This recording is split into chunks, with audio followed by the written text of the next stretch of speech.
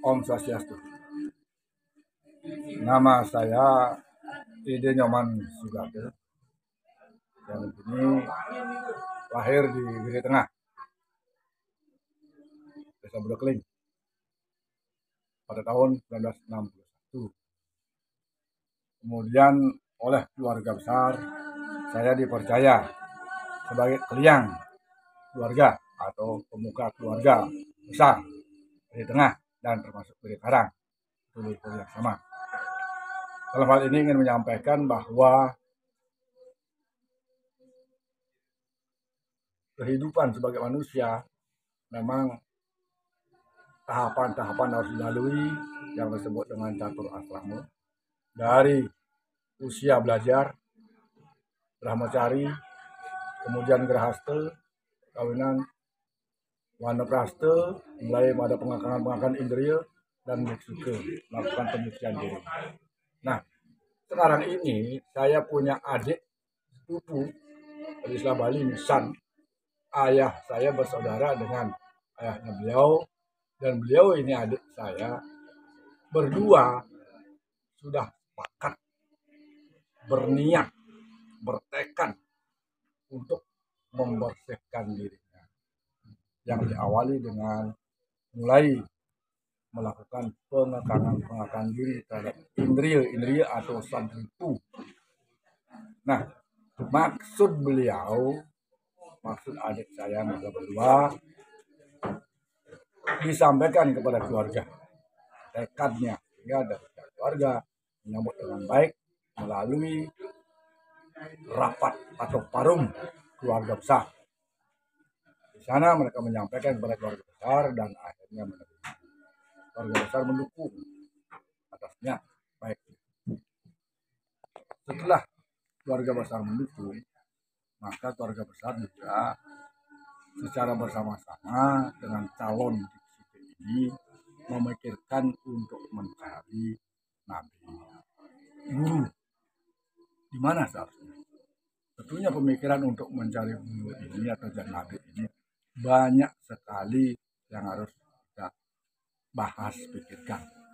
Pertama adalah bagaimana kepercayaan kita di Bali, keturunan kita, lelintih kita, keturunan kita dari mana, kemudian hubungan abduran kita, leluhur kita bagaimana, supaya tidak lepas jalur dosa yang istilahnya.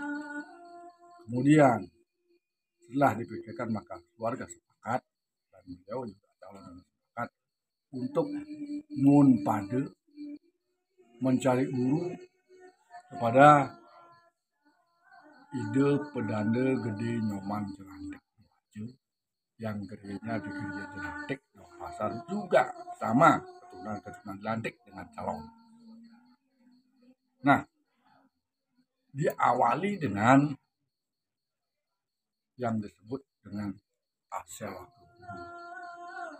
Asewa ke guru ini artinya calon diksite ini yang diikuti oleh seluruh keluarga besar menghadap dan memohon kepada calon nabi, menyampaikan niatnya dan mohon untuk diterima sebagai murid atau sisya.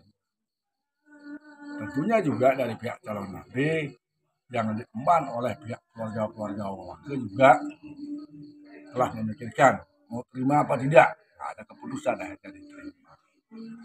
Jadi sudah mulai ada kesepakatan antara calon guru dengan calon sisya. Nah, dari sanalah mulai sudah ada komunikasi antara calon guru dengan calon sisya.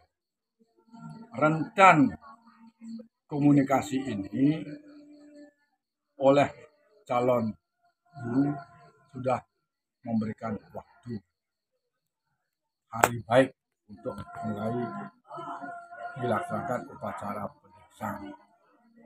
Nah, diawali dengan yang disebut dengan upacara Andaum atau Majauman. Sebelum Majauman ini, calon dikshita berdua harus melakukan penyucian diri secara sekala dan niskala. Secara sekala mereka itu mandi di air laut, yang mana sebelumnya diawali dengan pemujaan oleh ide pedanda, penyucian air laut dan lain sebagainya, penyucian diri, air perbuatan. Setelah mereka mandi di air laut, dan lanjut mereka berdua disucikan dengan air penyucian oleh. Setelah demikian selesai, mereka memberikan sana menghadap bersama keluarga besar kepada calon guru dengan membawa upekara yang disebut dengan jejauman. Jejauman ini banyak macamnya. Ada jenis-jenis jajan-jajan tradisional jumlah 33 macam. Ada yang disebut dengan wakul, tegan-teganan, dan itulah dengan upekara dalam jejauman. Dalam prosesi menjauman dari pihak keluarga besar ini menyampaikan kepada calon guru bahwa acara itu adalah acara rentetan buron-buron yang telah disepakati dan direstui oleh calon nabi. Nah, calon nabi menerima, maka calon nabi segera ke Pemerajan melakukan pemujaan, mengaturkan saji jejauman. Lanjut, calon berdua ini dibersihkan, dilukat oleh calon nabi. Itu. Kemudian setelah selesai upacara itu, sorenya di rumah calon ada suatu prosesi yang mana calon dikshita ini harus melakukan pemujaan, istilahnya mohon izin, mohon maaf atas kesalahan keluhan yang dialami, yang dilakukan sejak kecil bersama keluarga yang duran, artinya yang umurnya lebih tua, baik laki maupun perempuan. Jadi calon ini memohon doa dan mohon maaf. Karena apa? Ketika nanti mereka berdua sudah menjadi seminggi, maka secara adat keagamaan di Bali, yang umurnya kecil harus dapat menyumbah kepada saudara yang lebih tua ketika saudara itu meninggal. Kenapa lalu upacara ini dilaksanakan? Karena jika nanti mereka berdua setelah jadi seminggi, adu jadi, mereka tidak lagi boleh untuk mengadakan sembah pada keluarga kakak atau yang sudah meninggal. Setelah selesai proses itu, besoknya dilanjutkanlah dengan prosesi puncak. Prosesi puncak itu ada 21 tahapan. 21 tahapan. Saya bacakan ya karena sudah hafal. Pertama sekali nabi ini meyoga. Meyoga ini di Merajan, ya, mulai beryoga, yaitu mengadakan upacara pendudusan agung, artinya persucian agung. Kemudian calon ini mereka berdua menghadap masih dalam keadaan biasa, berbusana biasa. Kemudian tetapi ada kekhususan pakaian jenisnya, yang laki pakai selimpat kain sudemalu, yang perempuan selimpat prebon namanya, kain khusus. Jadi mungkin besok di dalam dokumen dapat dilihat. Kemudian mereka berdua itu duduk di atas padma yang sudah dirajang dengan kain putih. Lalu mereka berdua dibersihkan secara niskala, dilukat oleh peluh nabi. Acara ketiga lalu dilaksanakan upacara pembekalan. menghilangkan kotoran secara sekali. Kemudian yang keempat, sang Asewaka Musiram. Tahap keempat ini mereka berdua ini kembali, mereka itu harus mandi, menyucikan diri. Ya. Dengan mulailah mereka berganti busana, yaitu dengan membersihkan diri. Ini yang disebut dengan istilahnya amati raga dalam gedung di rumah. Mulai sudah mengeruk indria. Amati raga, amati itu membunuh, raga itu indria. Mulai sudah membunuh 6 indria. Kemudian Luwa Nabi di tempat pemujaan kembali melaksanakan pemujaan menggentos itu namanya, jadi mengganti air suci yang telah tahu ketika pagi itu diganti. Setelah demikian sang Asewaka tangkil, artinya calon mereka berdua ini menghadap kembali kepada Nabi di tempat sembayangan. Ketika dia menghadap, ini sudah menggunakan lantaran kain atau kain yang putih dari begitu keluar menghadap sampai ke tempat Nabi beryoga.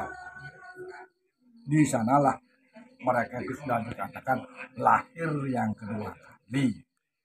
Lahir yang kedua kali, maka diawali dengan upacara manusianya sejak kecil kembali.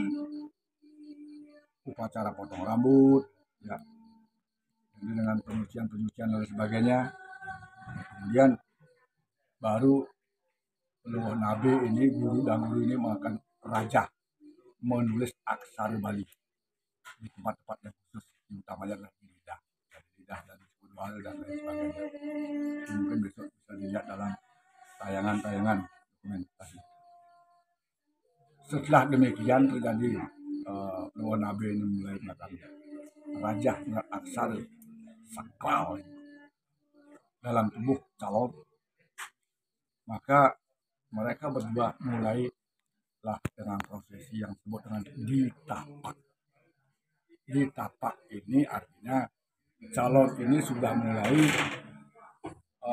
siwa duarinya, ubun-ubunnya ini disentuh dengan ujung jari kaki kiri Nabi. Itulah yang disebut dengan ditapak. Kemudian setelah ditapak, calon mereka berdua ini menjilat ujung jari kaki kiri yang dipakai nampak di ubun-ubun lagi. Kemudian baru ada prosesi yang disebut dengan masa sedap. Peragi pakaian sunyi. Kemudian tahap ke-12 mulai mengadakan persembahyangan dengan menggunakan peragi dan cincin. Kemudian barulah beliau amari aran. Amari aran artinya berganti nama. Sehingga prosesnya dari ganti busana amari wese, kemudian lanjut ke amari aran, berganti nama. Tidak lagi menggunakan nama seperti nama semula dalam KTP istilahnya. Karena mulailah nama yang diberikan oleh pelungguh nabe atau guru. Apapun bentuknya nama, bagaimanapun harus ini menerima dan tidak boleh menolak, karena itu sudah merupakan pemberian anugerah daripada seorang guru. Nah, setelah demikian sudah resmilah calon ini menjadi sisir murid daripada Nabi ini. Kemudian melakukan persembahyangan penyembah 11 kali sebagai ucapan terima kasih bahwa mereka berdua telah dilahirkan dengan Saraswati, lahir yang kedua kali dari ilmu pengetahuan yang disebut dengan Adwijati. Ya. Barulah Kijen Puspa Pepangkonan, artinya ada itu sarana yang harus dipangku. Kemudian pamit permisi dari hadapan guru. Lanjut, ketika permisi dari hadapan guru, beliau berdua ini laki perempuan sudah mulai diusung. Belum jalan kaki, diusung dengan alat pengusungan oleh keluarga besar menuju tempat persembahyangan di Pemerajan. Kemudian kembali para Nabi dengan melakukan pemusnahan 11 kali. Setelah demikian, sang Asewa Guru kembali diupacarai, dipuja kembali oleh Nabi yang disebut dengan Mejaya-jaya. Kemudian setelah selesai proses itu, bukan calon lagi, mereka yang terlahir ini, suliyah yang baru lahir ini, yang baru didapat sebagai suliyah, kembalilah pamit atau permisi dari hadapan guru atau nabi. Dilanjutkan dengan prosesi upacara ayam. Ayam misalnya ada kemudian mau pedamal disucikan lagi dengan prosesi. Selesailah tahapan 20 tahapan. Kemudian tahapan terakhir adalah acara protokoler. Protokoler ini adalah pembacaan SK Dwi Jati oleh Kementerian Agama Kabupaten Karawang yang disaksikan oleh seluruh yang hadir pada masyarakat umum, termasuk menyampaikan nama beliau, sehingga masyarakat secara umum mengetahui jelas bahwa beliau yang terlahir adalah dengan nama Arbi. Itulah prosesi daripada pemeriksaan. Selanjutnya, setiap hari ini masih ada penelitian. Tergantung sekarang kepada kemampuan daripada calon ini kapan mau bisa mulai mengajukan ide atau mungkah puja. Diawali dengan mungkah kecil beberapa saja, kemudian selanjutnya ketika sudah hafal dengan puji-puji yang besar untuk seluruh upacara untuk selesai, kembali dengan ada upacara yang dengan mungkah puja agama. Selesai. Setelah itu ada izin dari Nabi, baru boleh melakukan loke pale selanjutnya ketika ada umat yang gugur.